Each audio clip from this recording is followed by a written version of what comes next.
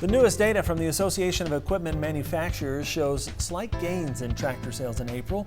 Compared to a year ago, overall tractor sales climbed less than 1%. Four-wheel drive tractor sales climbed about 2%. Now, the biggest gains are in new combine sales. AEM says there was a 59% jump year over year.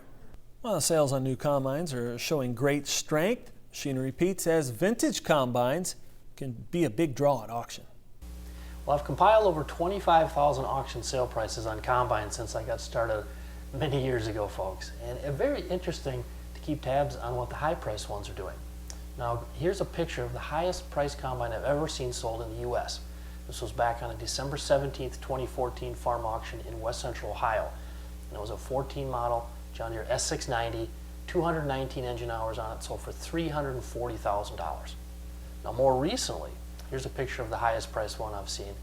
This was a 2016 Case IH 8240, 362 engine hours on it, sold on a farm auction in East Central Illinois November 21st of last year and brought $322,000. The used combine market's actually been pretty good since that time back in November. Now, I'm not just interested in these big late model expensive ones, just as interested in the vintage combines. Now, there's actually an estate auction coming up June 1st in Watertown, South Dakota with 5 Massey Ferguson 750s on it.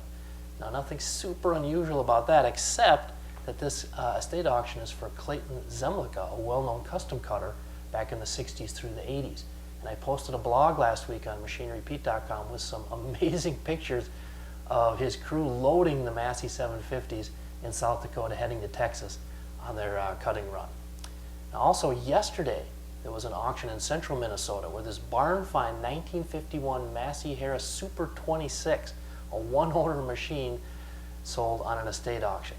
So go to MachineryPete.com. I'll update you on what those sold for. And also, we have over 7,000 combines listed for sale.